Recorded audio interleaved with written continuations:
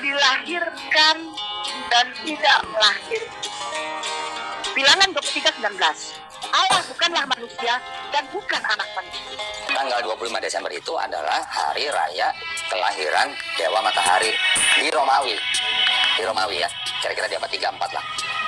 Itu akhirnya dipakai menjadi hari rayanya kelahiran Yesus karena pengaruh Kaisar Romawi. Ya, kelahiran Yesus karena pengaruh Kaisar Romawi. Pengaruh Kaisar Romawi. Salam saudara-saudara yang diberkati oleh Tuhan Yesus Kristus. Berjumpa kembali bersama dengan saya di channel ini. Bagaimana kabar kita semua? Kiranya kabar kita selalu baik-baik saja dan terus diberkati oleh Tuhan Yesus Kristus. Amin. Berikut video cuplikan tanggapan seorang Romo Katolik dengan cerdas dan tegas menjawab ketika banyak orang-orang yang tidak seagama dengan Kristen yang mempertengkarkan tentang hari Natal. Yang satu mengatakan gak mungkin Tuhan diperanakan karena Tuhan bukan manusia. Yang satu lagi berkata tanggal 25 Desember adalah hari lahirnya Dewa Matahari. Saudara-saudara, seperti apa cuplikan? Kita simak langsung cuplikan berikut ini. Saudara-saudari, salam sejahtera bagi kita semua. Topik ulasan kita pada siaran Mimbar Agama Katolik kali ini menyangkut Natal. Saya ingin mengulas sebuah pertanyaan yang sangat baik untuk kita sama-sama renungkan atau refleksikan, yaitu mengapa Allah harus menjadi manusia? Atau apa alasan mendasar sehingga Allah perlu menjadi manusia? Saya tidak tahu apakah saudara-saudari para pendengar sekalian pernah bertanya-tanya seputar hal ini. Topik inilah yang akan menemani kita sepanjang siaran Mimbar Agama Katolik kali ini. Sebelumnya baik juga kita pahami bahwa Natal yang adalah peristiwa kelahiran Tuhan kita Yesus Kristus seringkali dikatakan sebagai perayaan kafir dari orang-orang Roma yang diambil alih oleh gereja. Sebenarnya tidaklah demikian. Natal bukan peralihan kebiasaan masyarakat Romawi. Sebab nyatanya tercatat dalam sejarah bahwa gereja sudah merayakan kelahiran Yesus Kristus di tanggal 25 Desember jauh sebelum orang-orang Roma, khususnya ketika Kaisar Julian menetapkan perayaan penyembahan kepada Dewa Matahari. Saudara-saudari bisa menemukan banyak sumber dan rujukan mengenai hal ini. Baik, mari kita kembali kepada topik kita, yaitu mengenai Allah menjadi manusia atau Sang Sabda menjadi daging, atau yang biasa kita sebut dengan inkarnasi. Saudara-saudari, inkarnasi adalah awal atau dasar dari iman kita. Memahami misteri iman ini adalah sebuah keharusan bagi kita semua sebagai orang beriman Kristiani, sebagai orang beriman Katolik. Saya ingin agar para pendengar sekalian menaruh perhatian pada ulasan saya kali ini dengan seksama. Mengapa Allah perlu menjadi manusia?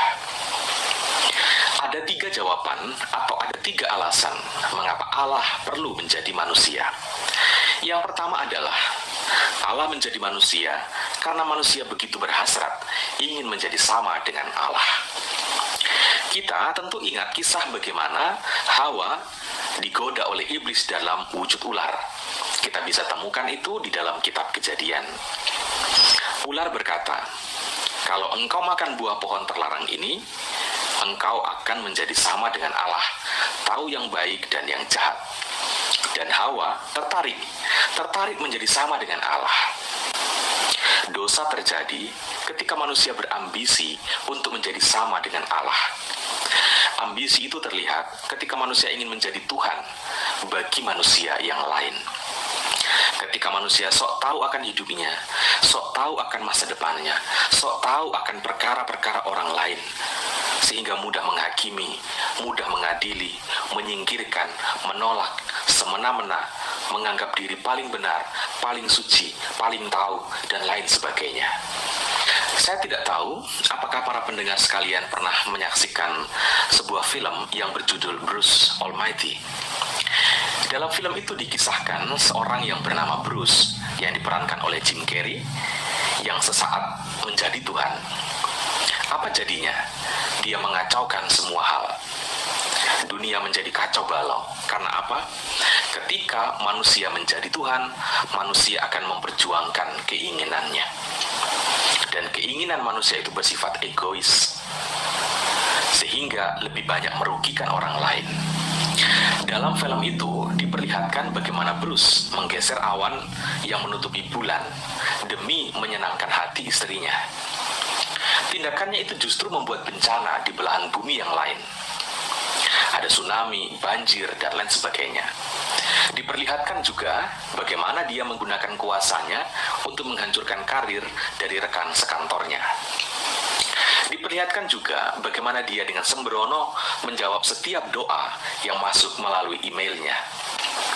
Diperlihatkan juga bagaimana dia menggunakan kuasanya untuk membuatnya perkasa sebagai seorang pria. Dan lain-lain, masih banyak adegan-adegan di dalam film itu yang menunjukkan bagaimana manusia ketika dia menjadi Tuhan. Dan film Bruce Almighty sebenarnya adalah sketsa nyata dari hidup kita manusia yang berhasrat ingin menjadi sama dengan Allah, yang bisa atau mampu melakukan apapun.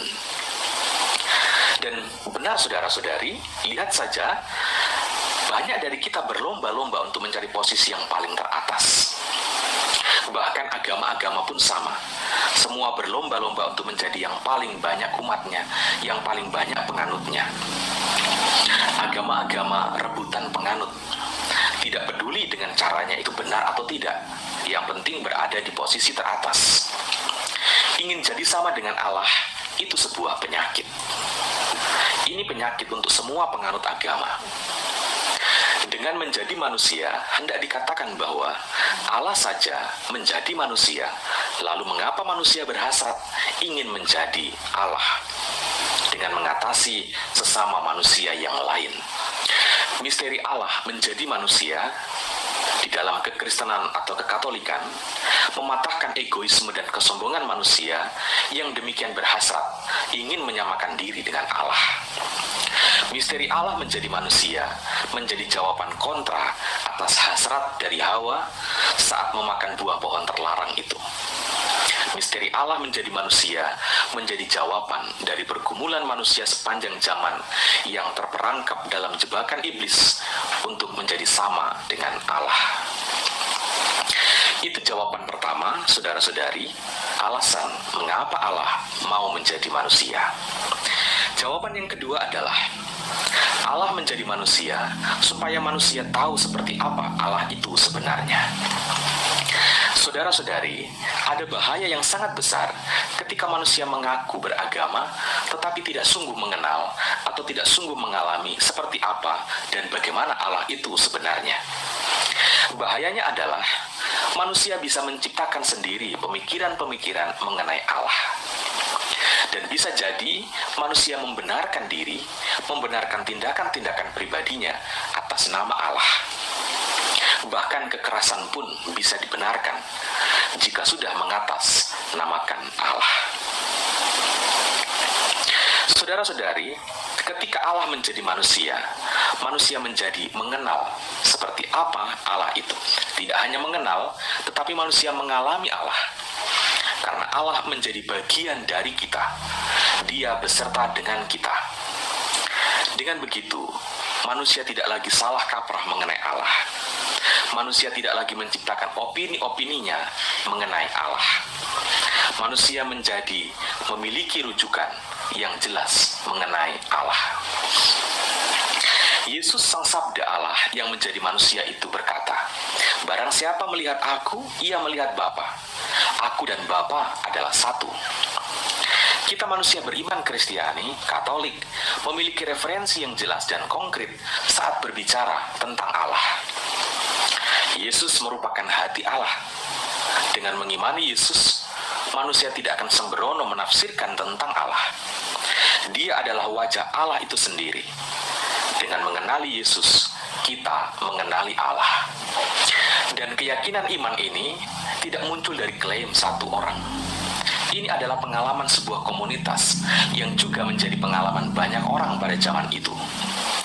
Artinya, keyakinan iman akan Yesus sebagai Dia yang sungguh-sungguh Allah itu bukan fantasi pribadi, bukan pendapat pribadi, tetapi kesaksian dari para murid Yesus langsung, dari para wanita yang bersama-sama dengan mereka, dan dari kesaksian para murid yang lain. Dari kesaksian atas pengalaman bersama dengan Yesus yang merupakan Allah yang menjadi manusia itulah lahir gereja, lahir kekatolikan, lahir kekristenan.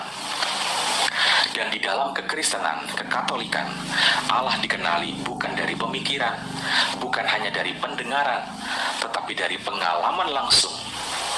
Saudara-saudari, lihat betapa mengagumkannya iman kita ini. Itu jawaban yang kedua, alasan mengapa Allah perlu menjadi manusia. Jawaban yang ketiga adalah Allah menjadi manusia supaya manusia tahu bagaimana harusnya menjadi manusia yang sejati. Ada banyak tokoh besar yang tampil di dunia ini di sepanjang sejarah, tetapi tidak pernah ada tokoh yang hidupnya dijalani sesempurna seperti Yesus. Yesus adalah rujukan sempurna bagi orang yang ingin menjadi seorang manusia yang sejati. Hanya saja sangat disayangkan bahwa banyak orang menolak untuk mengenal, menolak untuk belajar, dan menolak untuk menjadi seperti Yesus. Padahal dengan mengenali, dengan mengalami, dengan menjadi seperti Yesus itulah hidup yang dikehendaki oleh Allah. Hidup seperti Yesus itulah gambaran sempurna manusia yang dicita-citakan Allah sejak dunia dijadikan. Hidup seperti Yesus itulah hidup yang menyukakan hati Allah. Tidak ada jenis kehidupan yang menyenangkan Allah selain kehidupan seperti yang dijalani oleh Yesus. Jika kita mengingat bagaimana kesaksian serdadu yang menyaksikan wafat Yesus, ia berujar, "Sungguh orang ini adalah orang benar. Ya, cara hidup dan cara mati seperti Yesus itulah satu-satunya jalan, satu-satunya kebenaran, dan satu-satunya kehidupan yang sejati." Tidak ada rujukan sempurna untuk menjadi manusia yang sejati di dunia ini selain Yesus Kristus. Dengan menjadi manusia Yesus, Allah menunjukkan kepada kita, seperti itulah jika ingin disebut sebagai manusia. Seseorang yang hidupnya selalu bertentangan dengan hidup Yesus, orang itu tidak layak disebut sebagai manusia. Dia selayaknya disebut sebagai orang-orangan. Para pendengar siaran mimbar agama Katolik yang terkasih, demikianlah 3 alasan mengapa Allah mau menjadi manusia. 3 alasan mengapa kita harus mensyukuri Natal. Sekali lagi, yang pertama, agar manusia tidak berhasrat untuk menjadi Tuhan bagi sesamanya. Yang kedua, agar manusia memiliki pengenalan yang benar akan Allah. Dan yang ketiga, agar manusia memiliki rujukan yang tepat, yang sempurna, seperti apakah menjadi manusia yang sejati itu. Jika kita renungkan dengan sungguh-sungguh, kita akan mengakui betapa luar biasanya iman kita ini. Dan adalah sebuah kerugian besar bagi seorang beriman Kristiani, kerugian besar bagi seorang beriman Katolik jika meninggalkan iman ini, jika menyangkal dan menolak iman ini. Itu dia saudara video cuplikan yang baru saja kita tonton tadi videonya. Bagaimana seorang ustadz kayak nama mengatakan tidak mungkin Tuhan itu menjadi manusia. Dia mengutip ayat Alkitab dalam Bilangan 23 ayat 19. Allah bukan manusia. Allah bukan anak manusia katanya. Ya, dia menyangkal. Artinya kain nama menyangkal kelahiran Tuhan Yesus sebagai manusia pada waktu itu. Dan seorang denditan mengatakan bahwa tanggal 25 Desember adalah hari memperingati Dewa Matahari. Nah, saudara-saudara, kita sudah mendengar tanggapan dari seorang Romo. Begitu cerdas beliau mengatakan. Dan di video sebelumnya sudah saya sampaikan bagaimana seorang Elia Mayron menyampaikan dengan tegas bahwa sesuai dengan Alkitab dan sejarah bahwa tanggal 25 Desember benar-benar adalah kelahiran Tuhan Yesus Kristus. Itu sebabnya tanggal 25 Desember kita merayakan hari Natal. Nah, saudara, yang paling penting adalah seperti yang disampaikan oleh Romo Katolik tadi, bahwa apa tujuan Yesus lahir ke dunia ini. Nah, yang pertama kita sudah mendengar tadi bagaimana beliau mengatakan agar apa? Agar kita sebagai manusia ini tidak tersesat, melainkan supaya kita boleh mengenal seperti apa Tuhan itu. Bagaimana Yesus telah menyatakan bahwa Dia dan Bapa adalah satu. Barang siapa melihat aku, ia telah melihat Bapa. Saudara-saudara, Yesus adalah wujud Allah itu sendiri. Yesus adalah Sang Firman. Yohanes 1 ayat 1, firman Tuhan katakan, pada mulanya adalah firman. Firman itu bersama-sama dengan Allah.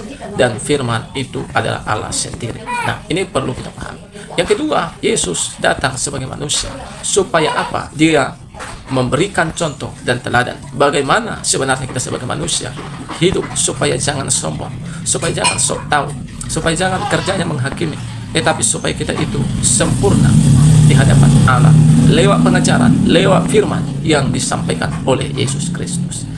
Teman-teman, mungkin kurang lebihnya yang saya bagikan ini, kiranya video yang saya bagikan tadi boleh memberkati kita dan juga boleh memberikan kepada kita informasi penting. Semoga pengetahuan kita terus bertambah-tambah. Kiranya Tuhan memberkati kita. Selamat hari Natal bagi kita. Shalom.